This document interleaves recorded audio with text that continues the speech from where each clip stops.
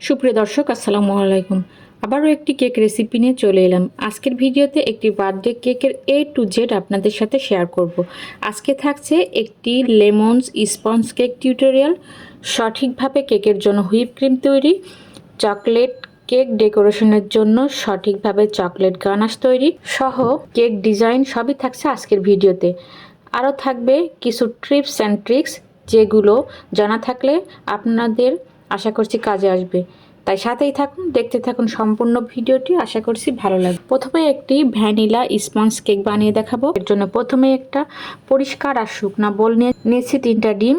এখন ডিমের সাদা অংশ আর কুসুমটা একদম আলাদা করে নেব। কোনোভাবে যদি ডিমের সাদা অংশের সাথে কুসুম একটু মিশে যায়, তাহলে কেকের জন্য তৈরি করা ফোমটা ঠিকমতো তৈরি হবে না আর কেকটাও ভালো হবে না। তো এই যে আমি কুসুম আর ডিমের সাদা অংশ আলাদা করে নিয়েছি। এখন ডিমের সাদা অংশটাকে আমি একটা এগ বিটারের সাহায্যে ফোমে পরিণত করে নেব। এই অবস্থায় কিন্তু হাই স্পিডে দিয়ে ফোম তৈরি করে নিতে হবে। তো ডিমের সাদা অংশ খুব ভালো মতো ফুলে ফোমে পরিণত হয়ে এলে এখন আমি এর মধ্যে 1.25 কাপ চিনি অ্যাড করব। তবে চিনিটা আমি একবারে না দিয়ে একটু একটু করে 3বার করে দিয়ে ডিমের সাদা অংশের সাথে দিয়ে ভালোভাবে হাই স্পিডে আমি এটাকে বিট করব। বিট করতে করতে যখন দেখবেন ডিমের সাদা অংশটা ক্রিমের মতো হয়ে এসেছে আর বিটারের স্টিকটা জোরে ঝাঁকি দিলেও পড়ছে না, তখন বুঝতে হবে কেকের জন্য বানানো ফোমটা একদম পারফেক্টভাবে তৈরি হয়েছে। এ পর্যায়ে বিট করা অফ করে দিতে হবে। ওভার বিট করলে ফোমটা নষ্ট হয়ে যাবে, তখন আর কিন্তু কেকটা কিন্তু বানানোর পর ফুলে বসে যাবে। তো এখন আমি তৈরি করা এই ফোমের মধ্যে ডিমের কুসুমটা ফেটিয়ে অ্যাড করছি, সেই সাথে দিয়ে দিচ্ছি 1/2 কাপ তেল। আজকের কেকটাতে আমি কোনো এসেন্স ব্যবহার করছি না, তাই এখানে অ্যাড করছি 1 টেবিল চামচ লেবুর রস। এসেন্স ছাড়াও কিন্তু খেতে এত ভালো হয়, তা আপনারা যদি এভাবে করে বানান তাহলেই বুঝতে পারবেন। লেবুর রসটা দেওয়ার কারণে কিন্তু ডিমের কোনো গন্ধও থাকে না কেকের মধ্যে। সবকিছু ভালো করে মেশানোর জন্য 2 থেকে 3 মিনিট আমি আবারও বিট করে নিলাম। এখন বিটার স্টিকটা খুলে চারপাশ থেকে আমি পরিষ্কার করে নিয়েছি বাটিটা। এখন উপর দিয়ে আমি শুকনো উপকরণগুলো চেলে নিব। এর জন্য একটা স্টিনারে প্রথমেই দিয়ে দিচ্ছি মেজারমেন্ট কাপের 1 কাপ ময়দা, দিচ্ছি 1 চামচ বেকিং পাউডার, 1 চিমটা বা সামান্য লবণ। এবার একটু করে ময়দা স্টিনারে চেলে নিয়ে ডিমের বেটারের সাথে মিশিয়ে নিচ্ছি। একবারে ময়দা দিতে যাবেন না, তাহলে এক জায়গায় ময়দাগুলো দলা বেঁধে থাকবে, তো ভালোভাবে মেশানোও যাবে না। তো আমি প্রায় 3বার করে ময়দাগুলো চেলে ডিমের সাদা অংশের সাথে মিশিয়ে নিয়েছি। এ সময় একটা বিষয় অবশ্যই মাথায় রাখতে হবে, আপনি যখন ডিমের বেটারের সাথে ময়দা মেশাবেন তখন স্প্যাচুলাটাকে ঠিক একই দিকে ঘুরিয়ে ঘুরিয়ে ময়দার মিশ্রণটা মেশাবেন।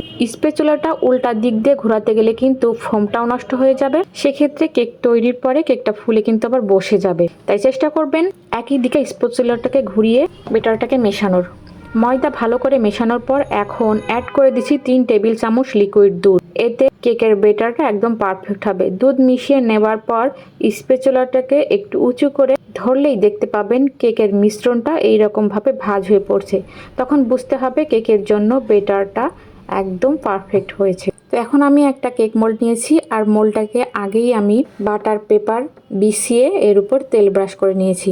এখন কেকের সম্পূর্ণ বেটারটা মোল্ডে ঢেলে হালকা করে আমি ট্যাপ করে নিচ্ছি, যাতে করে এর মধ্যে কোনো এয়ার বাবল হলে সেটা বেরিয়ে যায়। এখন কেকটাকে আমি বেক করে নিব। আর 30 মিনিট আগেই কেকটা বেক করার জন্য আমি চুলায় মিডিয়াম টু লো ফ্লেমে একটা প্যান বসিয়ে রেখেছিলাম আর প্যানের ভিতরে একটা স্টেনারও বসিয়ে রেখে প্যানের ঢাকনার যে ছিদ্র থাকে সেটা কাগজ দিয়ে বন্ধ করে রেখে এবার প্যানের মধ্যে মোলটা বসিয়ে ঢাকনা লাগিয়ে রাখবো ঘড়ি ধরে 45 মিনিট। কারণ চুলায় একটা কেক বেক করতে 45 থেকে 50 মিনিটের বেশি লাগে না। ঠিক 45 মিনিট পর ঢাকনা তুলে টুথপিকের সাহায্যে চেক করে দেখিয়ে দিচ্ছি। দেখেন টুথপিকের গা একদম পরিষ্কার বা ক্লিয়ার এসেছে, মানে আমার কেকটা একদম পারফেক্ট হয়েছে। যদি দেখেন কাঠির গায়ে আঠালো কিছু জড়িয়ে উঠে আসছে, তাহলে আরও 5 মিনিট ঢাকনা লাগিয়ে রাখবেন, তাহলে কেকটা হয়ে যাবে। তো আমার বানানো কেকটা হয়ে গিয়েছে, আনমোল করে দেখিয়ে দিচ্ছি। দেখেন কতটা সফট আর স্পঞ্জি হয়েছে। এখন আমি কেক সাজানোর জন্য পারফেক্ট হুইপ ক্রিম তৈরি করে দেখাবো। আর আজকের কেকটি সাজানোর জন্য আমি ভিভো হুইপ ক্রিম ব্যবহার করছি।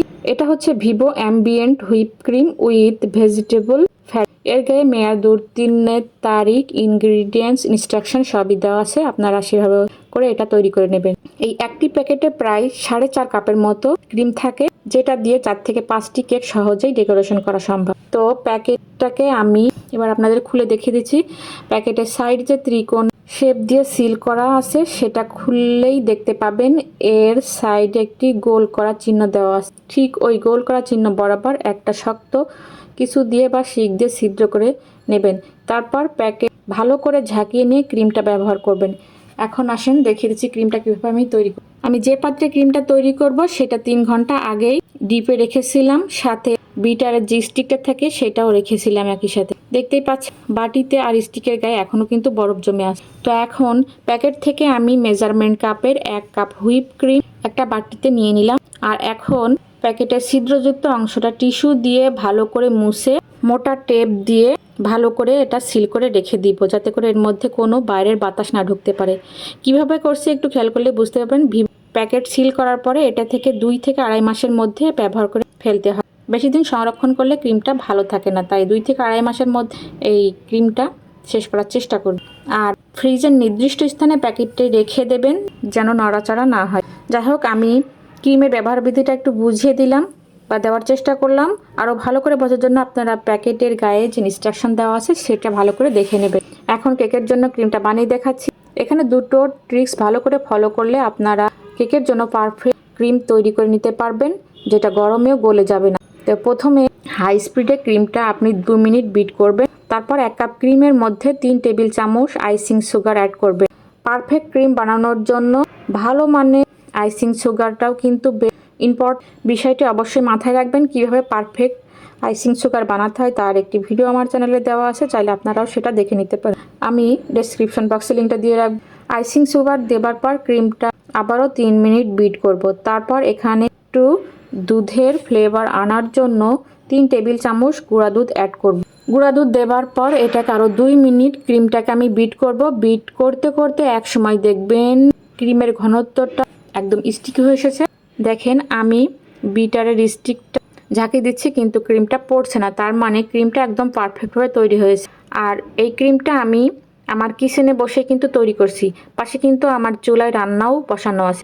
যদি ভিডিওটি ঠিকমতো ফলো করেন তাহলে কেকের জন্য আপনারাও পারফেক্টভাবে এই ক্রিমটি তৈরি করতে পারবেন, যেটা গরমে গলে যাবে। তো ক্রিমটা আমার তৈরি হয়ে গিয়েছে।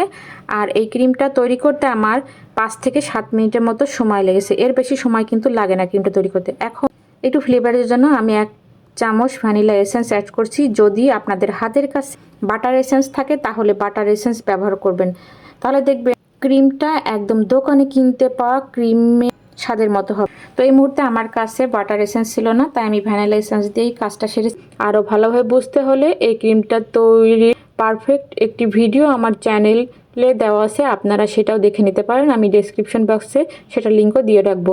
এসেন্স দেবার পরে আরও 1 মিনিট আমি বিট করব। এবার চলে যাচ্ছি কেক ডেকোরেশন করতে। অফ ক্যামেরাতে কেকটাকে আমি 3টি লেয়ারে ভাগ করে নিয়েছি।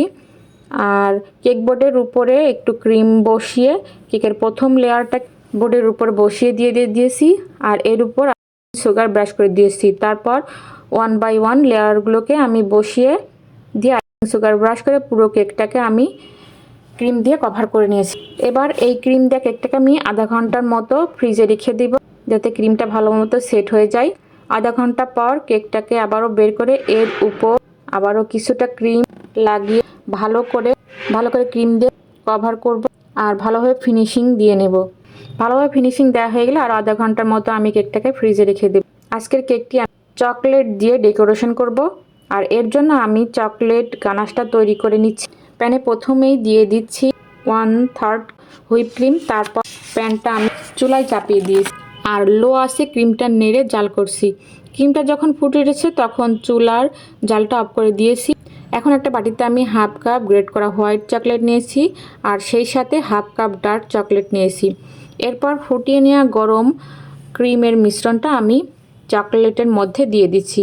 দিয়ে বাটির ঢাকনাটা লাগিয়ে রাখছি 10 মিনিটের মতো, যাতে গরম হাওয়াটা বাইরে বের হয়ে না আসতে পারে। তো 10 মিনিট পর ঢাকনা খুলে মেল্ট করে নিচ্ছি খুব ভালোভাবে চকলেটটা গলে নিতে হবে, যাতে করে চকলেটের মধ্যে কোনো দানা বা লাম্পস না থাকে। এরপর ক্রিম লাগানো কেকটাকে আমি ফ্রিজ থেকে বের করে এনেছি। আর এই ঠান্ডা কেকের উপর তৈরি করে নেওয়া চকলেট গানাশটা ঢেলে দিচ্ছি। চকলেট গানাশটা অবশ্য ঠান্ডা করে নিতে হবে। দিয়ে স্প্যাচুলা দিয়ে ঘুরিয়ে চকলেটের উপর দিয়ে ঘুরিয়ে কেকের চারিদিকে ছড়িয়ে দিচ্ছি। কেকের উপরে চকলেট গানাশটা দেবার পর কেকটাকে আমি 1 ঘন্টার জন্য ফ্রিজে রেখে দেব। এতে করে চকলেটটা ভালো করে কেকের সাথে সেট হয়ে যাবে। এরপর আমি আপনাদের কেকটাকে ডেকোরেশন করে দেখাবো। তো 1 ঘন্টা পর আমি ফ্রিজ থেকে কেকটাকে বের করে এনেছি। দেখতেই পাচ্ছেন চকলেটটা কিন্তু খুব ভালো মতো সেট হয়ে গেছে। এখন কেক ডেকোরেশন করে দেখাচ্ছি। আমি আগে কিছু ক্রিমের সাথে চকলেট ফুড কালার মিশিয়ে একটু কালার করে নিয়েছি। এখন একটা ফ্লাওয়ার নজলের সাহায্যে কেকের নিচের দিকটা আমি ভালো করে ডেকোরেশন করে নিয়েছি। আর এই একই নজেল দিয়েই আমি কেকের উপরটাকেও ফ্লাওয়ার ডিজাইন বসিয়ে দিয়েছি। এই কেকটা ছিল আমার ছেলের জন্মদিনের একটা কেক। আমি আমার 3 বাচ্চার কেক নিজের হাতেই বানিয়ে নিজের মতো করে ডেকোরেশন করি। আপনারা চাইলে এই সহজ কেক ডেকোরেশন আইডিয়াটি ফলো করে বানিয়ে দেখতে পারেন। আশা করছি আপনাদের পরিবারের লোকজন আপনাদের বাচ্চারা খুবই পছন্দ করবে। ফ্লাওয়ার ডিজাইন দেওয়ার পর আমি এর উপর কিছুটা হোয়াইট চকলেট বল বসিয়ে দিচ্ছি যাতে করে দেখতে আরো সুন্দর হয়। এখন আপনাদের আমার ছেলের জন্মদিনের দিনের সময় কেকের একটা পিস আপনাদের দেখিয়ে দিচ্ছি যে ভিতরটা কেমন হলো। আশা করছি আজকের কেক ডেকোরেশন সহ বানানো সমস্ত ভিডিওটি আপনাদের ভালো লেগেছে। ভালো লাগলে অবশ্যই লাইক কমেন্ট শেয়ার করতে ভুলবেন না। আর আমার চ্যানেলের রেসিপিগুলো যদি আপনাদের ভালো লেগে থাকে প্লিজ চ্যানেলটা সাবস্ক্রাইব করে পাশেই থেকে যাবেন। ভিডিওটি এ পর্যন্তই। সবাই ভালো থাকবেন। সবার সুস্থতা কামনায় আজকের মতো আল্লাহ।